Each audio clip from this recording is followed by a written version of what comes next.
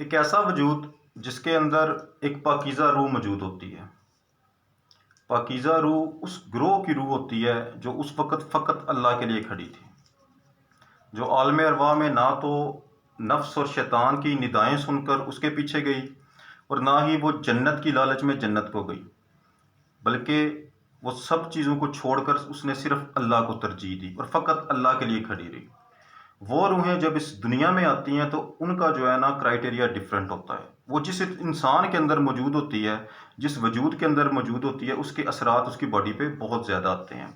اور ایسا وجود جس کے اندر ایک پاکیزہ نیک اور خاص روح موجود ہو، وہ جب کبھی بھی اپنے اللہ کی جانب، دین کی جانب، نیکی کی جانب، بھلائی کی جانب ایک قدم بڑھاتا ہے، ایک نیکی سرزد ہوتی ہے، خدا کی رحمت کا ایک قطرہ اس کے وجود میں داخل ہوتا ہے تو اس کی روح اندر سے بھڑک اٹھتی ہے، اور دوسری روحیں، اس گروہ کی دوسری روحیں جو اس کائنات میں موجود ہے، اس جہان میں موجود ہے، وہ اس کو اٹریکٹ کریں گی اور اپنی جانب بلائیں گی، اس کے ساتھ رابطہ ہوگا، اس کو کھینچ کر وہ اللہ کی جانب لے جائیں گی، اس کی ہیلپ کریں گی، اس کے وہ سبق عطا کریں گی، اس کو سکھائیں گی، اس کو رستہ دکھائیں گی۔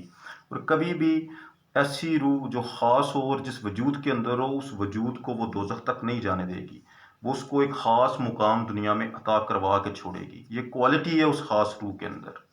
دیکھو، اس بات کو سمجھنے کے لیے، اس کی ڈیپتھ کو سمجھنے کے لیے آپ کو پہلے تو اس بات کا پتہ ہونا چاہیے کہ کیا عالم ارواح کے اندر جو ہم نے زندگی گزاری ہوئی ہے اس کے اثرات اس دنیا میں ہوتے ہیں؟ تو یہ 1,00,000% بات ہے کہ یہ ہوتے ہیں۔ اس کی بخاری شریف کی ایک حدیث بھی ہے کہ نبی پاک صلی اللہ علیہ وسلم کا فرمان ہے کہ عالم ارواح میں جو ارواح موجود تھی وہ گروہوں کی شکل میں موجود تھی، اور جو روحیں وہاں پر ایک دوسرے سے پہچان رکھتی تھی اس کی اس دنیا میں آ کے محبت ان کے درمیان پیدا ہو گئی، اور جو روحیں وہاں پر ایک دوسرے سے اختلافات رکھتی تھی وہ روحیں یہاں پر آگے ایک دوسرے کی دشمن ہیں یا ان کے درمیان نفرت پیدا ہو گئی۔ مطلب کیا کہ عالم ارواح کے اثرات اس دنیا میں آتے ہیں۔ ایک دفعہ مولا علی علیہ السلام نے نبی پاک سے پوچھا، یا رسول اللہ، کہ یہ کیا ماجرا ہے کہ کوئی ایک بندہ ہمارے قبیلے میں رہ رہا ہے، ہماری بستی میں رہتا ہے، ہمارے گروہ کا حصہ ہے، لیکن ہماری اس سے دلی وابستگی نہیں ہوتی، ہمیں وہ اچھا نہیں لگتا، دلی وابستگی اس کے ساتھ، دوستی نہیں ہو پاتی، محبت نہیں ہو پاتی۔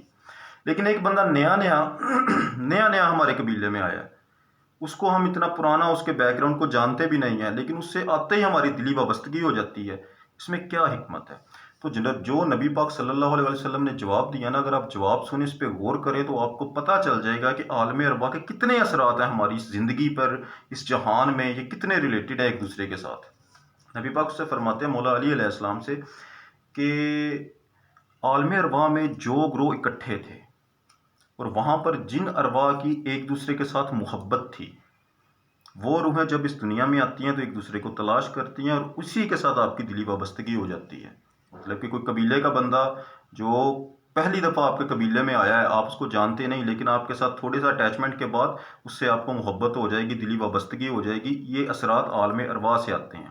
لیکن جس سے آپ کی دلی وابستگی نہیں ہو پا رہی، وہ عالم ارواح میں ایک غیر روح تھی، وہ آپ کے گروہ، آپ کے گروپ کا حصہ نہیں تھی، جس کی وجہ سے آپ سے اس کی دلی وابستگی نہیں ہو پا رہی۔ تو اس بات سے یہ ثابت ہوا کہ عالم ارواح کے اثرات اس دنیا میں ہمارے اوپر پڑنے ہیں، یہ فیصلے طے ہو چکے ہیں۔ محبت ہم اسی سے کریں گے جس سے عالم ارواح میں ہم جس روح کو جانتے تھے، ہماری روح اس کو تلاش کر لے گی۔ اب جو میرا ٹاپک ہے نا مین، کہ ایسا وجود جس میں وہ روح موجود ہو، وہ روح کی دوسری روحیں کیسے ہیلپ کریں گی؟ دیکھو، روح ایک انرجی ہے، یہ ایک فورس ہے، یہ اللہ کا امر ہے، اس کے اندر کوالٹیز موجود ہے، یہ آپ کے وجود کو چھوڑتی بھی ہے، آپ کے وجود میں دوبارہ داخل بھی ہو جاتی ہے۔ قرآن گواہ سورہ زمر میں اللہ رب العزت نے یہ بات واضح بتائی ہے کہ جب رات کا ٹائم ہوتا ہے، انسان سوتا ہے نا، تو ہم اسے بولتے ہیں عام زبان میں ادمرا پڑا ہوتا ہے۔ وہ کیوں ہم بولتے ہیں؟ کیونکہ اس وقت انسان کا جو اللہ کا امر ہے نا، انسان کے اندر جو موجود ہے، وہ انسان کو چھوڑ چکا ہوتا ہے۔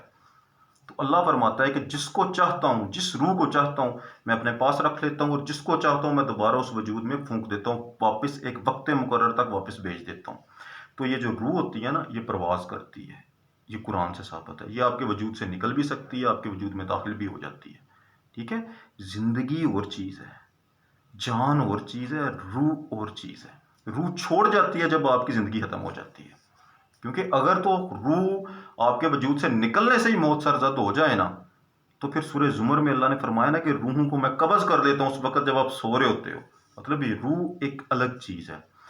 اب جب آپ کوئی بھی نیکی سرزد کرتے ہو، وہ روح جو آپ کے اندر موجود ہے اگر وہ نیک اور پاکیزہ ہے، آپ سے ایک نیکی سرزد ہوتی ہے تو اس کے اندر ایک انرجی، ایک فورس پیدا ہوگی. وہ فورس ایسی پیدا ہوگی جو اپنے اندر سے وائبز، ایک اورا پیدا کرے گی. وہ ایک پودے کی طرح ہوتی ہے، ایک بیج کی طرح ہوتی ہے جو آہستہ آہستہ پروان چڑھتی ہے. وہ جب فل پروان چڑھ جائے گی نا تو اس کے اندر سے ایک اوران نکلے گا، اور اس کے نزدیک ترین اس گروہ کی وہ روحیں جو اس گروہ کا حصہ تھی، جو اس دنیا میں موجود ہیں، وہ اس سے کنیکشن اپنا بحال کر لے گی. وہ کنیکشن آپ کا خواب کی صورت میں بھی بحال ہو سکتا ہے، وہ کنیکشن آپ کا ظاہری طور پر بھی بحال ہو سکتا ہے. اس چیز کو انسان کا عالم ارواح کا جو سلسلہ ہے نا، انسان کی عقل سمجھنے سے قاصر ہے. کیوں؟ کیونکہ اللہ تعالیٰ کی ذات نے بھی انسان کی عقل کو اتنی وہ فوقیت نہیں دی، اتنی اہمیت نہیں دی. یہ صرف دنیا کے لیے بنائی گئی. اللہ تعالیٰ کی ذات نے قرآن پاک میں جب بھی بات کی ہے نا، ہمارے قلب کی ہے. میں دلوں کو پھیرتا ہوں، میں دلوں کو بدلتا ہوں، میں دلوں کو روشن کرتا ہوں، میں دلوں کو منور کرتا ہوں. تو انسان کی عقل کی جو ہے نا وہ پہنچ انسان کے امر تک، انسان کی روح تک نہیں ہو سکتی. اس کی پہنچ ہمیشہ، اس کا نشانی جو ظاہر ہوگی نا آپ میں، وہ ہمیشہ آپ کے قلب سے ہوگی. پتہ آپ کو کیسے لگے گا کہ اگر آپ کے اندر وہ روح موجود ہے، آپ کو قلبی سکون ہوگا کیونکہ آپ کے اندر ایک پاکیزہ روح موجود ہے. اور جب کسی کے ساتھ کنیکشن بحال ہوگا نا، تب بھی آپ کی اس کی خبر آپ کے دل کو ہوگی. اس کے اثرات آپ کی باڈی پر آتے ہیں. جس صورت میں آپ خواب دیکھتے ہیں اور وہ خواب سچے ہوں گے، ویسے نہیں ہوگے، وہ ظاہری طور پر بھی آپ کے وجود میں آ سکتی ہے. عالم ارواح ایک زندگی کا نام ہے جو ہم نے گزاری ہوئی ہے.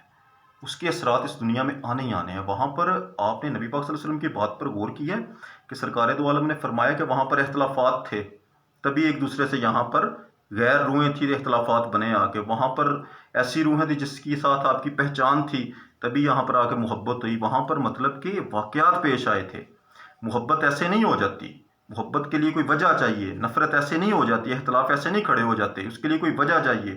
اگر وہاں پر گروہ بن گئے تھے، اختلافات بن گئے تھے، تو وہاں پر کوئی وجہ بھی تو ہوگی، کوئی واقعات بھی تو پیش آئے ہوں گے. ان واقعات کے اثرات اس زندگی پہ انسان کے آتے ہیں. اور جس انسان کے اندر جس ٹائپ کی روح ہوگی نا، اس ٹائپ کی انسان زندگی گزارے گا. یہ بہت فرق پڑتا ہے. ادروائز نبی پاک کبھی نہ بولتے کہ محبت اسی سے ہوگی جس سے عالم ارواح میں محبت تھی.